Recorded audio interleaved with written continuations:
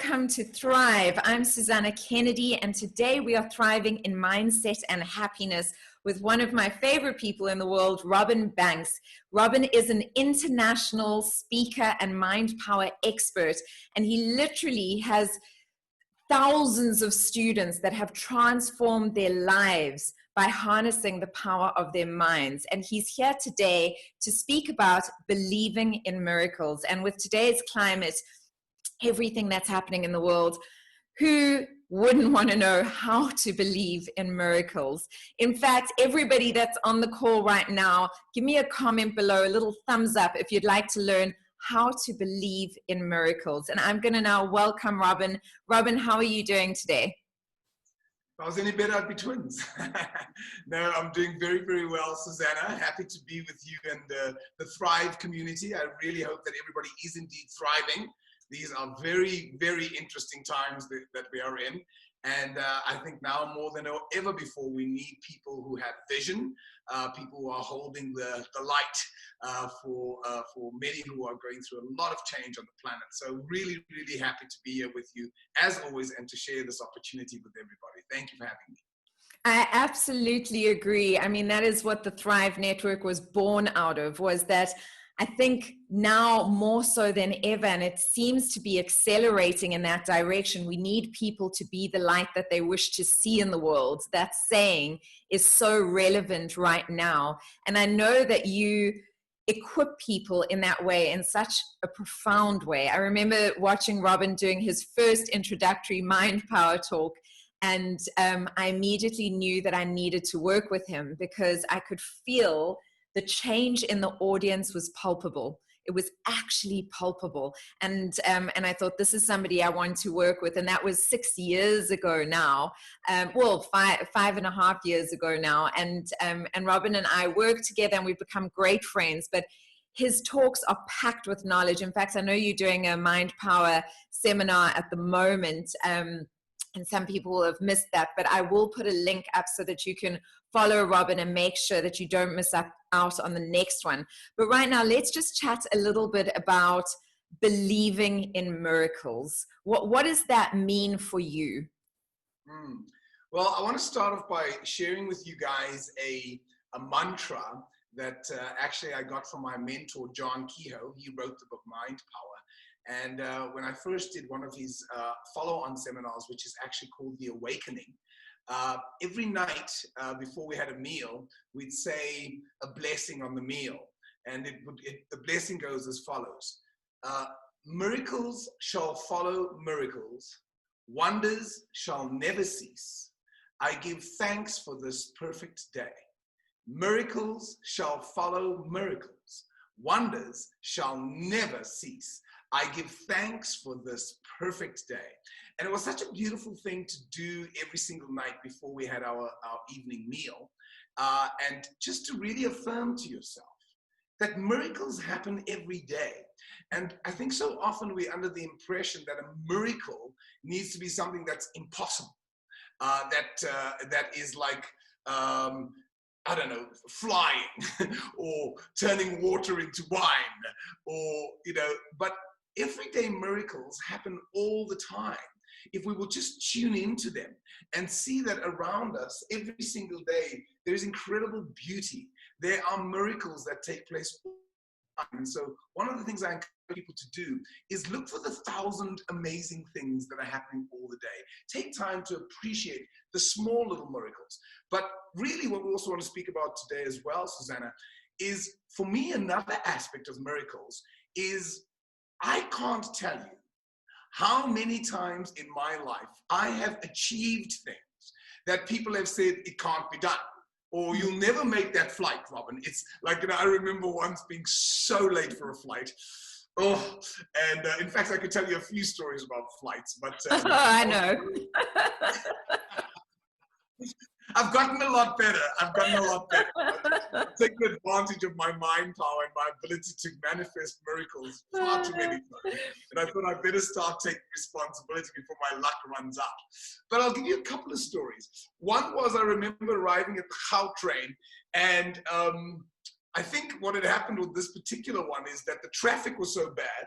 And that's right, I was flying to London, and my brother-in-law was taking me to the airport because I'd finished a seminar and I was rushing to the airport, and there was this massive traffic jam on the N3 highway, which is one of the main highways that leads towards the airport. And when we got to the Marlborough turnoff, I said to him, there is no way I'm going to make this flight if we stay in this traffic. So I said, turn off here. Let's go to the Gautrain. So we went to the Marlborough Gautrain, and I got on and I mean, I literally just, as I arrived, how amazing is this? Because there's something that I also want to share with people called the power of intention. When you hold an intention so clearly in your mind that you're not allowed to entertain any other possibility. So the intention I was holding in my mind is that I am on that plane. I am going to be on that flight, come hell or high water. And I just visualized myself sitting down, having my champagne as we were taking off, and giving deep thanks for this miracle that has taken place. So that's what I'm visualizing, because I was driving, as I'm literally driving like a madman to get to Marlborough Station. Got to Marlborough Station, jumped out of the car. As I come running in, literally the Gautrain had just pulled up and the doors opened. I ran in and got into the Gautrain, and somebody said, "Are you okay?" I said, no. I said, just trying to create a miracle at the moment. And this lady says, "What's your miracle?" I said, "Well, my flight takes off in 55 minutes. And she says, "Oh, is it a local flight?" I said, "No, it's international." Oh, no, you'll never make that flight. You'll never make that flight. I said, "Well, I believe in miracles." And she said, "Okay, good luck." And she kind of was rolling her eyes. Anyhow, 8 minutes later, I pulled up. So this is like, Susana, 47 minutes before takeoff. 8 minutes later, now, 8 minutes later, I pulled up at the thing, and I'm running like a madman. I mean, if anybody saw me in the airport, and all I'm holding is this vision of myself on the plane, Fortunately, I'd already been checked in, but I did have to drop a bag off. Ooh, a bag. And as I came rushing up, and I came running around, the bloody bag was flying behind me. And I come up to the woman at the front desk. She says, "Sir, please don't tell me you're on the flight to London that was just closed." I said, "I'm on that flight." She says, "Sir, you're not going to make it." I said, "Well, if there was a way I could make it, how could I?"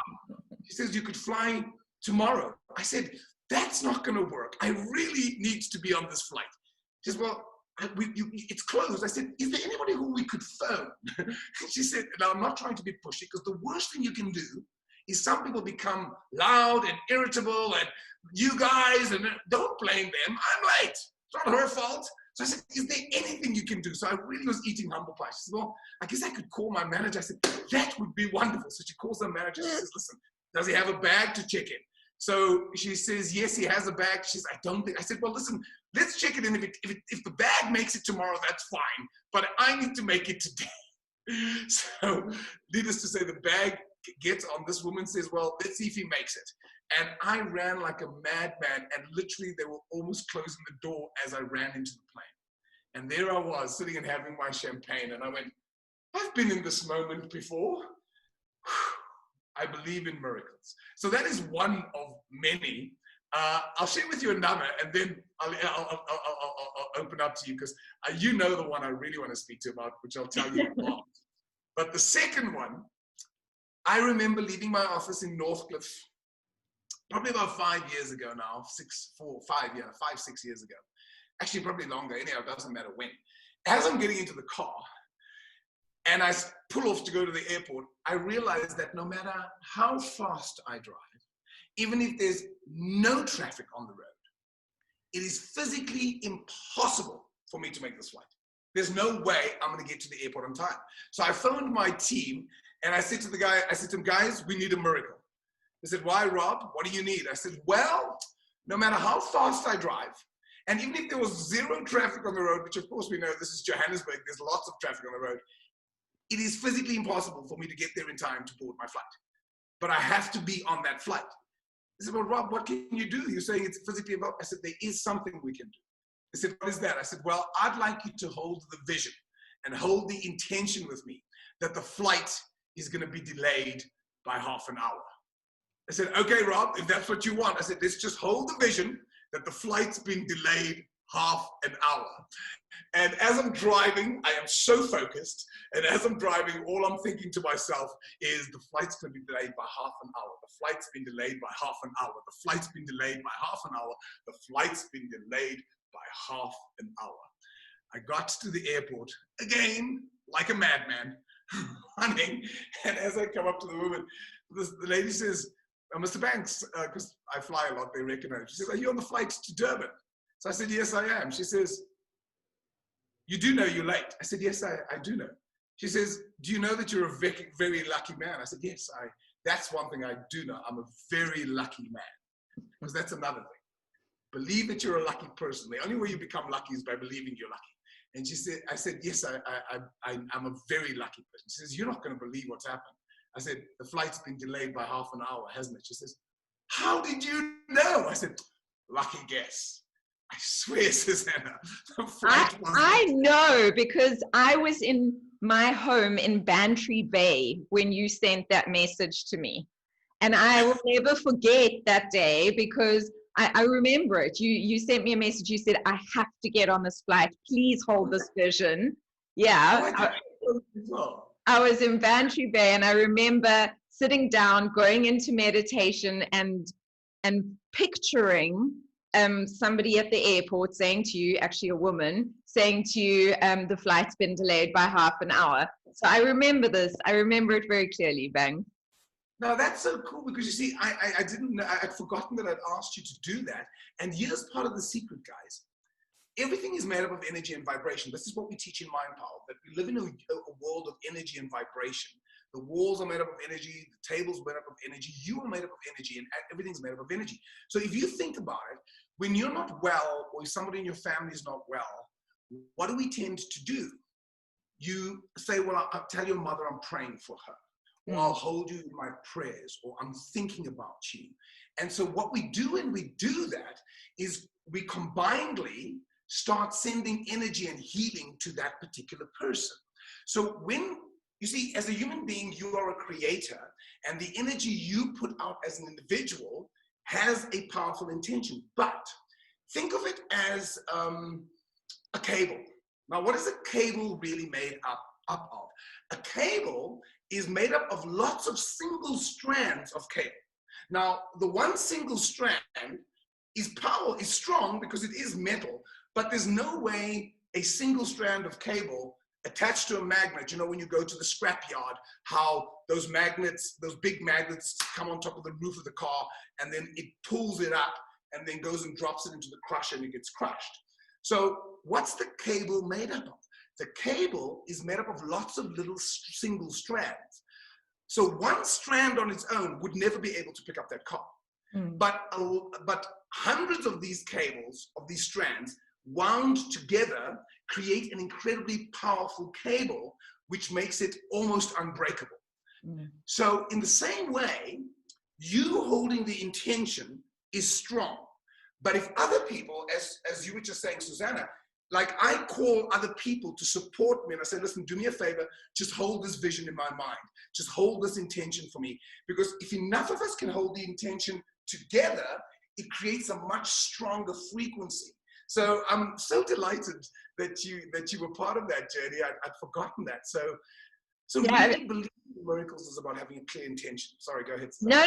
I was just going to say, no, I remember it very clearly, because you phoned me, you sent me a message, and you were in such a rush and such a flurry. In fact, it was a voice note, and I remember exactly where I was in my house. I had just walked out my kitchen. I know exactly where I was, and I literally sat down, went into like a vision straight away on the floor between my lounge and my entrance. So I remember it very, very, very clearly. For all of you that are watching right now, whether you're watching a recording of this or whether you're watching it live, what Robin is speaking about in terms of the energy that is created, that's why I say to you that I always repeat that we live in a universe that is made up of energy. And I truly believe with everything in my being that you're receiving this information at the exact right time for you. Wherever you are on your soul's path, your soul's evolution, even if you've heard it before, perhaps you needed to be reminded. So pay attention. And for those of you that can resonate with these miracles that sometimes happen when you set the right intention, please just comment below and just give us a thumbs up or say, yes, me too, so that we know, because I love looking through the comments and seeing how many people this resonates with. And also let me know what country you're tuning in from, because we are tuning into a global community, which I absolutely love. So let us know. And then if there's a friend of yours that would benefit from this information, please just tag them in the comments as well below. So Robs, there's lots of different types of miracles, and you were talking about setting the intention, like collective energy. And I find that a lot of coaches are actually moving towards collective calls because of the collective energy that comes in, like you talking about now. And I've noticed it. It's one of the reasons why I love Thrive so much, is when we've got a group of people together that are obviously like-minded, and it creates this wonderful collective energy. And I know that you're doing Mind Power online for the first time now. How has that experience been for you? Because you are now tapped into a wider collective, even though you are online, than you've ever been before. Well, interestingly, it's another great example, Susana, of believing in miracles, because in March, we went into lockdown in South Africa on the 27th of March, if I remember correctly. And what had happened for us is I remember doing my last live event on the 16th of March in Johannesburg at a place called the Wondrous Country Club in Ilovo. And there were about 800 people in the room that night. And I must say, I felt so uncomfortable. I just thought, this is so irresponsible of me. I mean, here I am. We know that the coronavirus has made landfall in South Africa. We had very few cases at the time. I think we had like 17 cases. But still, I just suddenly thought, if one person in this room has the virus, we could spread it to 10, 20% of the people in the room. And the funny thing is, as people were coming up to me to say hi, you know, I was like giving them the foot tap or giving them the elbow, and people were like, ah, Robin, man, you're so funny, man. And they're touching me and hugging me, and I'm going, don't touch me. Because what I was concerned about is, let's just say this person has the virus and they don't know, and they touch me, and then I touch the next person touches me, and then they touch, it spreads so quickly. Yeah. And so I said to my team on the next day, the 17th of March, I said, we can't do this. This is completely irresponsible. And they said, but Rob, this is our business model.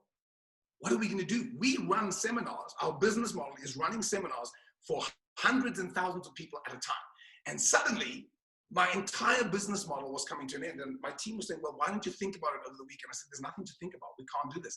And on Sunday, the 19th of March, President Cyril Ramaphosa came out and said that one of the things was that we can't have gatherings of more than 100 people at a time. And I went, well, there you go.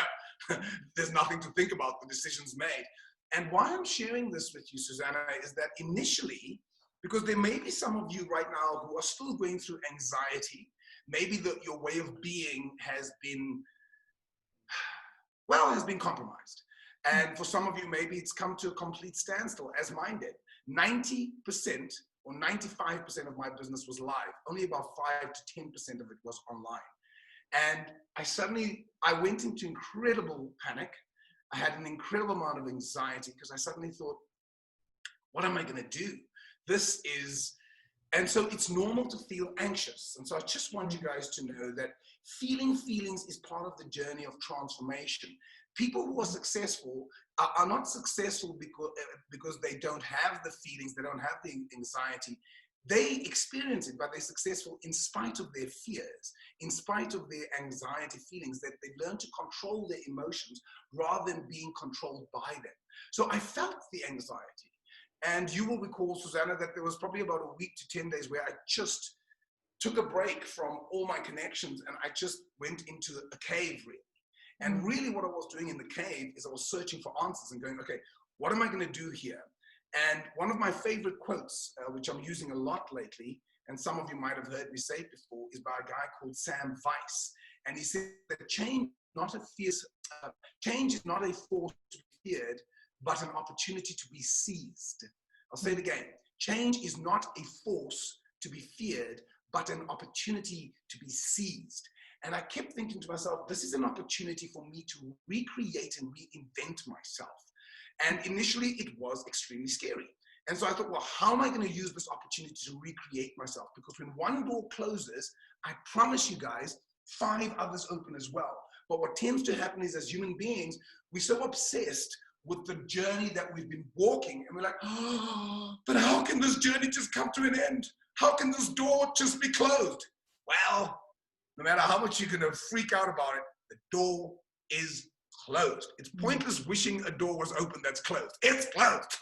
And I was like, right. So I started looking for what are the opportunities. And to cut a long story short, Susana, as you said, my mission statement in life, I think it's important to have a clear mission statement, is that I think we all have a purpose in life. My personal mission statement is I believe I'm here to transform global consciousness. That's my passion. I transform global consciousness by creating a world of powerful self-expression. And up until now, I've literally been traveling the world. I've been on a flight 3 times a week, going to different parts of South Africa and different parts of the world doing seminars. How amazing.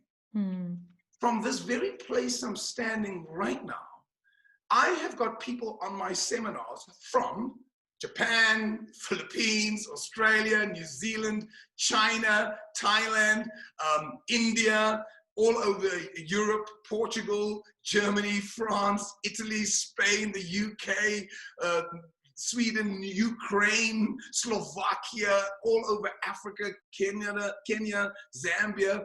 I've got people from Guatemala, Brazil, the United States, Canada, Mexico.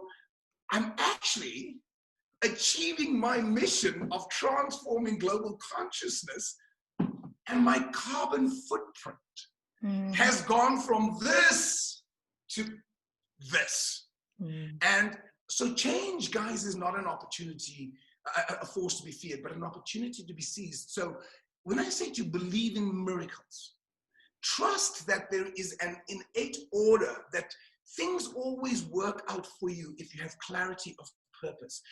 Especially if you're serving a higher purpose. Now, what I found is that for me, when I've managed to achieve miracles, I've noticed that when my success is not just about me being successful, but it actually has an impact on other people. And I find that then it somehow has more weight when your purpose is larger than just your own self-centered needs, but actually serves a much greater cause. And I think a great miracle is Nelson Mandela. The fact that he came out of prison and helped to transform this country in the way he did, that is a miracle. But did he have a clear intention? Did he have a clear purpose? Absolutely he did. So really when we believing in miracles, honestly guys, miracles happen all the time. But it really comes from having a clear intention and where you want to come from. So do you think, for everybody that's watching now, Robin, what do you think is the key for activating miracles in your life? Is it having a clear intention? What are, like, if you had to attribute 3 steps to activating miracles in your life, what would you attribute? Because what I'm getting is having a clear intention, creating a shared vision. So like getting other people to sort of buy into your vision, and then taking the action, like diving in, taking the action with absolute faith that that miracle is going to come to be. Like, am I getting those 3 steps right from you? Well, I love that you've just given me the 3 steps. Yes, guys, these are the 3 steps. I just outlined them perfectly. I couldn't have said it better myself. But actually, I do think those are the 3 steps. That is the essence of it. And so, yeah, I mean, actually, Susana said it. Just to reiterate what you said there, Susana, the first step is having a clear intention. Most people give up before they even begin. Like, that woman is like, oh, you'll never make it. And I'm like, well, maybe you won't make it. But I have a belief that I will. So most people give up before they even start the race. They haven't even begun the journey, and they already come up with reasons of why it can't work. And, you know, I think there's a great quote here by Nelson Mandela, and it says, it always seems impossible until it's done. It always seems impossible until it's done. So the naysayers, they already have reasons why it can't happen. So what they do is they focus all their intention, and I mean intention, about why it can't be done. You see, what is the other quote I wanted to share with you is that nothing great has ever been achieved by anyone who believed that there was something outside of them that was greater than what was inside of them. I didn't say the quote well, but the essence I want you to get, the greatness starts inside you. Those of you who've done the Mind Power course know that we live in two worlds at the same time. The inner world of your thoughts, feelings, attitudes, and beliefs, and the outer world of circumstance, situations, what's happening to you. The inner world is the key to your success. You can't control what's happening in the outer world until you master the inner world. So coming back to these three great points that I've just come up with, that how we believe in miracles. Number one, have a clear intention for what your outcome is. Number two, create a shared vision. This is what I came up with. Create a shared vision, and because if enough of you can hold the vision for what's possible, because by the way, how do we change the world? One man at a time. There was a man who stood on the Lincoln Memorial on the 18th of August, 1963, and he said these words, "I have a dream. I have a dream that one day this nation will rise up." Now take note that Martin Luther King didn't stand there and go, "I have a dream, but things are bad, eh? Oh, things are tough, Susana. But maybe, hopefully, if we are all positive, maybe things would work out." No, he didn't. Would you agree with me that Martin Luther King spoke with a sense of certainty? He said, "I have a dream that one day this nation will rise up, and we will judge a man by the content of his character, not the color of his skin. I have a dream of a better society." And look what happened 45 years later. That was 1963. In 2008, they elected a black man as the president of the United States of America. And here's my favorite part. What did they judge him by? They judged him on the content of his character. It was not the color of his skin, but rather the content of his character. Now, who would have thought that was possible in the 1960s? Well, it only takes one to have a dream.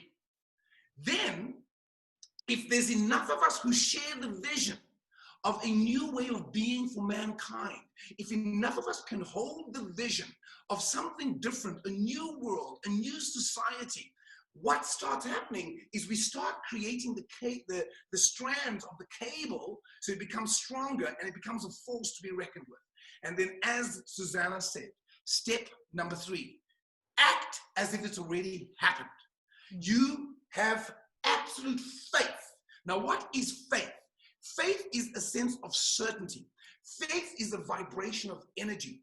Faith is believing in something even though everything else proves to the contrary that it can't happen. And so you act with faith and certainty that not only will it happen, you live as if it has happened. So you're already in the space. I was in the plane, I was drinking my champagne while I'm running like a madman to try and board the flight. I'm holding this vision. And so those are the 3 steps that I've come up with, Susana, about how like that. I think they're great.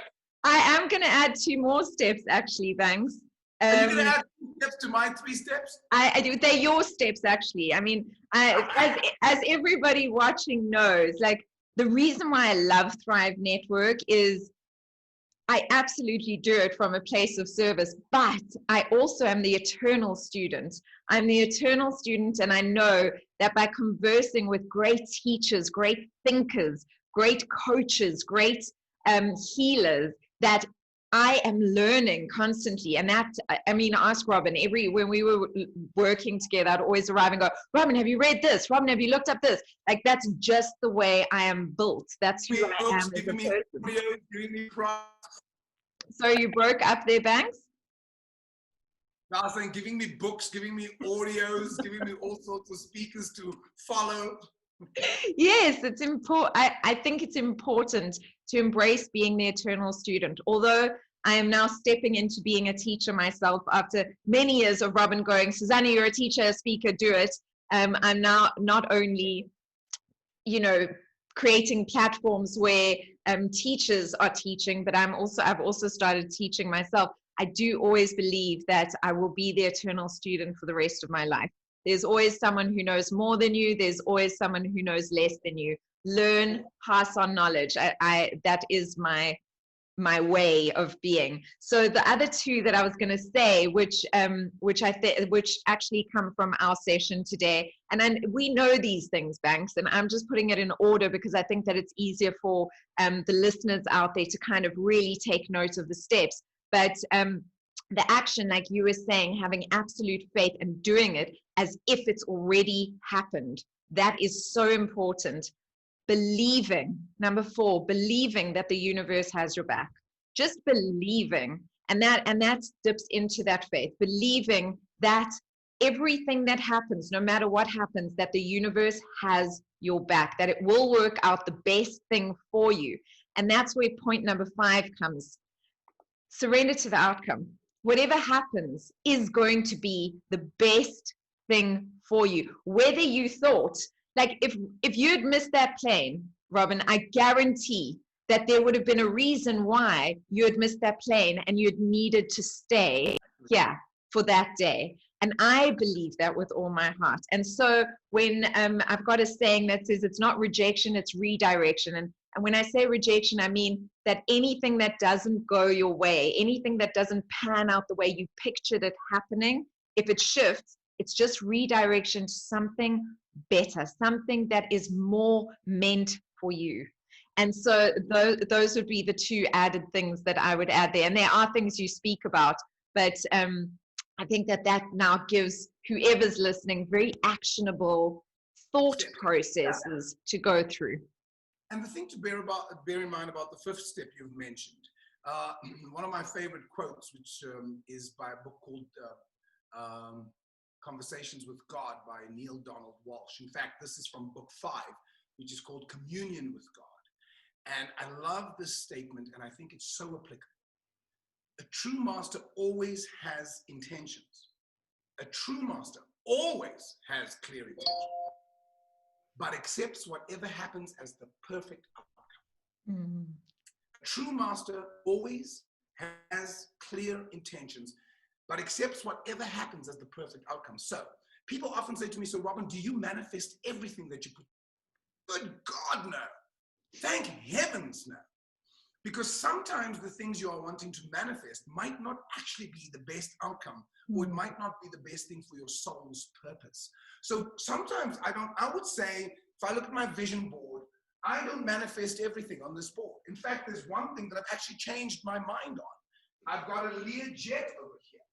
And for the longest time, I thought, actually, I'd love to have a Learjet because I'll be able to travel the world, get there much quicker, transform people's lives.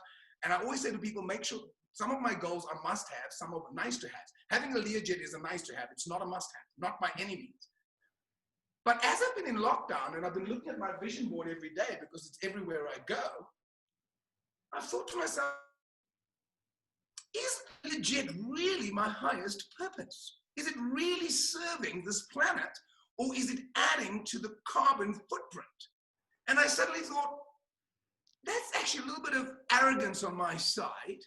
There's something there that's not quite in alignment with what I'm actually wanting to create, which is a harmonious, healthy world, a planet where we can live and thrive together.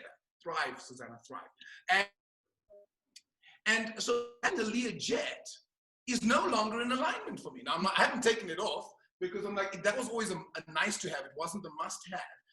Because I'm actually preferring even though I miss live events, I still plan to do them, but my carbon is so much smaller, and I'm making a difference in this planet, not just by uplifting consciousness, but playing my part in a better way. Yeah. So why I'm saying this to you is that trust that not everything that you have is going to manifest, and then trust, well, if you don't manifest those things, maybe it's not really for your highest purpose. Exactly. So I'm aware of our time, and I want to finish off by telling you my last story. about believing in miracles. Mm. So I remember it was in 2016. And I even remember the date. It was the 18th of November, 2016. Why do I remember the date? It was my birthday, 46th birthday. And I was flying from Australia to Auckland, New Zealand, because I had a talk in Auckland the next night. And I was going the day before. It was my birthday, and my client, a friend of mine, Martin Cooper, super duper Martin Cooper, had invited me to come and have dinner with him and celebrate my birthday with him and his wife, and my business manager Sonia was there with us, etc. As I got to the airport and I was going through and I scanned my passport, it said declined. And I went, huh? And I scanned it again, it said declined.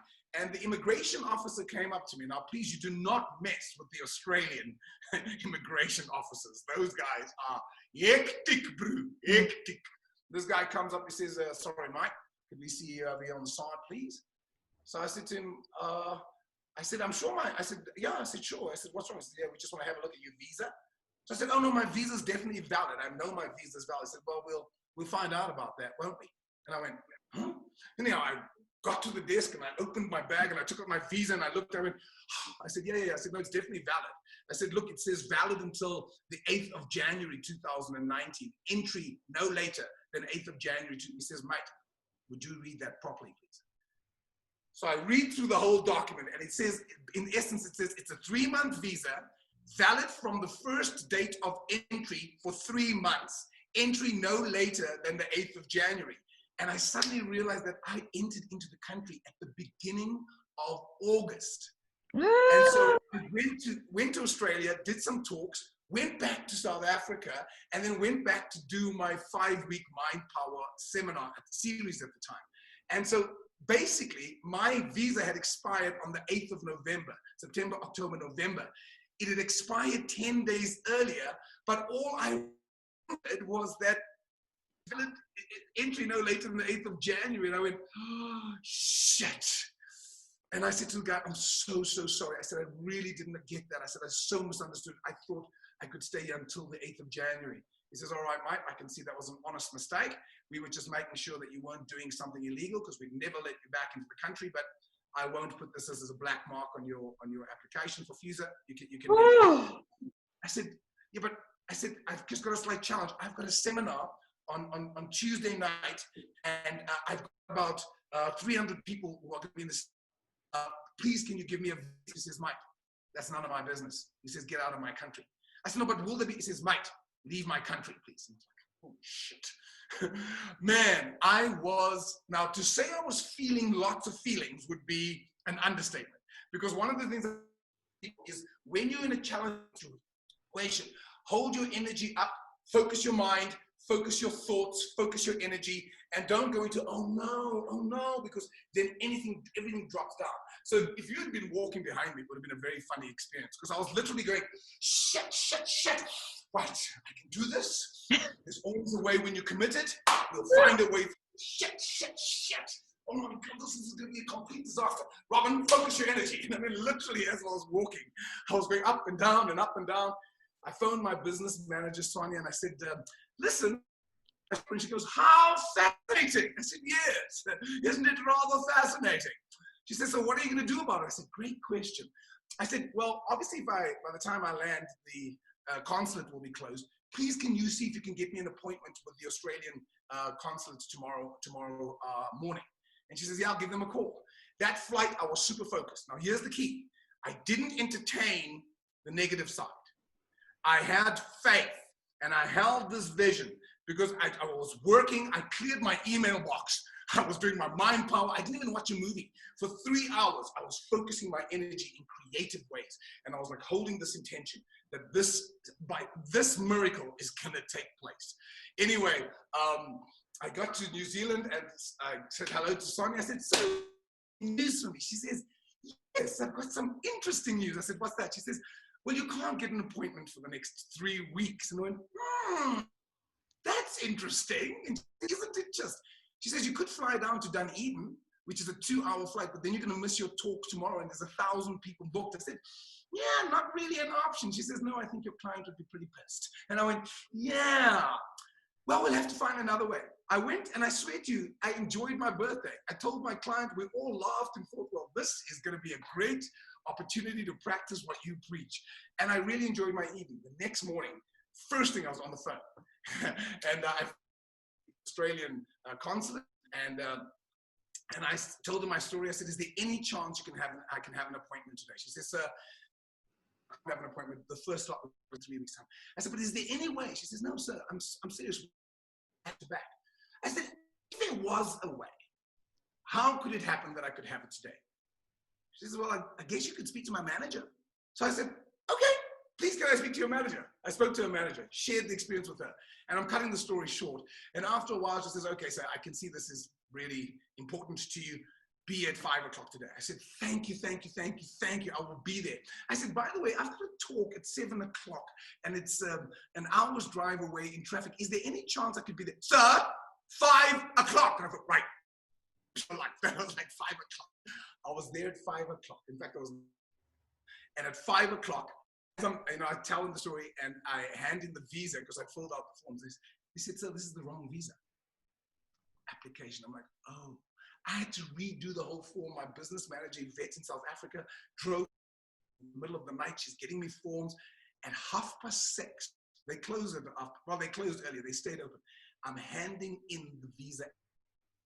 And there's about 3 of them at my desk. And as I'm handing in the visa application, I said, guys, thank you so, so much. I said, really, really appreciate it. I said, now, what are the chances that I'm going to get this visa tomorrow? And they all cracked up laughing. And they said, sir, it's going to take, she says, first of all, let me explain to you that it usually takes 3 weeks to get an Australian visa approved. And she says, and it's the festive season. Lots of people are traveling. She says, it's going to take a miracle for you to get this visa tomorrow. I said, oh, geez, thank goodness for that. She says, what did you say? I said, thank goodness. She says, what do you mean, thank goodness for that? She said, well, I said, well, you said it's going to take a miracle for it to come through tomorrow. She says, yes. I said, well, I just happen to believe in miracles. She cracks up laughing. She says, sir, how can you be positive at a time like this? So I said to her, could you think of a more important time to be positive than now? And she says, that's a good point. She says, what do you do for a living? I said, I teach people to be positive. She said, you must be really good. I said, I'm really good.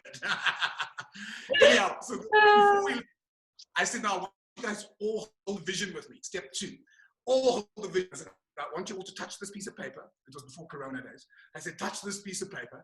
And I said, I want you to all say, Dominus te kumala marunda man. The visa comes through tomorrow. The visa comes through tomorrow. And they cracking up laughing.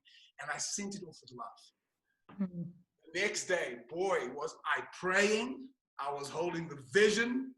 4:30 that day, I was playing golf. And I think the entire city heard me scream because I got an email. Your visa has been approved. One day, Susana, I believe in miracles. I believe in miracles. And right now, more than ever before, guys, we as a society need to believe in miracles. We are creating a new way of being for mankind. This is not a force to be. This is an opportunity to be seized.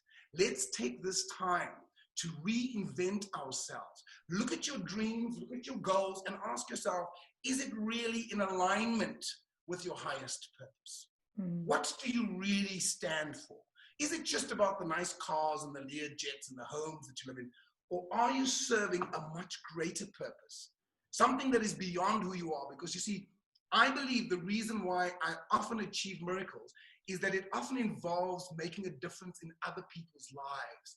And when you are serving a higher purpose, you'll find that the energy is much more cohesive, and you'll find that your success rate is much higher. That's been my experience. So I believe in miracles. Miracles shall follow miracles. Shall never cease. I give thanks for this perfect day.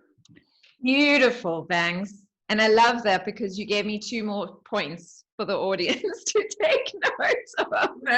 By next week. Guys, it is 11 o'clock in the morning. And what happens at 11 o'clock in the morning? Well, it all started with a thank you to essential workers. But what I do now is just howl 3 times and say, thank you, more please, to just raise the vibration. And that's actually point number 6. What Robin said over and over again, if you notice in all of his stories, was that he said, even when he was like, oh, I'm so stressed, he pulled himself together and he walked with strength. It's about having that energy vibration. When he said, it was all about creating a happy vibration. When we do things, when we do actions, when we live from a vibration of joy and gratitude, it is the fastest, quickest way of attracting more of what we want. And so having just that vibration, even if you can just do that, it'll create many little miracles that you just didn't think were possible. So I hope you will join me to raise the vibration. We will howl 3 times and then say, thank you, more please. Banks, are you ready? Okay. I am. 1, 2, 3.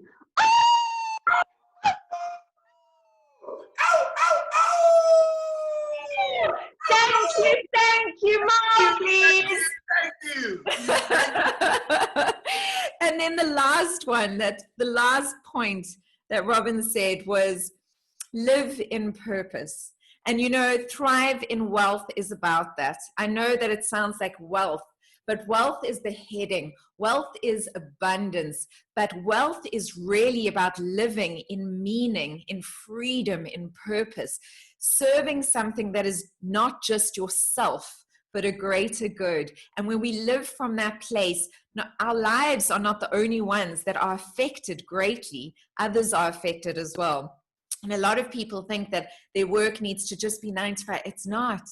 Live from a place of true love and excitement on giving this gift to the world, and your whole life will transform. So Banks, thank you so much for today. It was always, like always, I love connecting with you. I love your mind. I love your energy. I love your spirit. So thank you for sharing it with all that are watching today. Gorgeous face. Well, you know, that comes forth. But you do have a gorgeous face as well. Great being with you guys. Thank you so much. Lots of love to everyone. Believe in miracles. Thank you so much, Banks. And to everybody that's watching, thank you so much for tuning in. If you enjoyed this, please let me know what stood out for you as the point that made the most difference, because there are 2 types of miracles. There are these miracles that we discussed right now, but a miracle is also just a change in perception, a change in understanding. When we understand something differently, it ripples out and it opens up possibilities in all areas of our lives. So those are the 2 types of miracles that I'm constantly discussing. So please let me know what in this discussion resonated with you the most. Please tag anyone that you feel would gain something from listening to this conversation today, and share this post if you found it valuable. Thank you again so much. Lots of love and light. I will be back at 12:30 with Norma Simon. I'll see you all soon. Bye for now. Bye.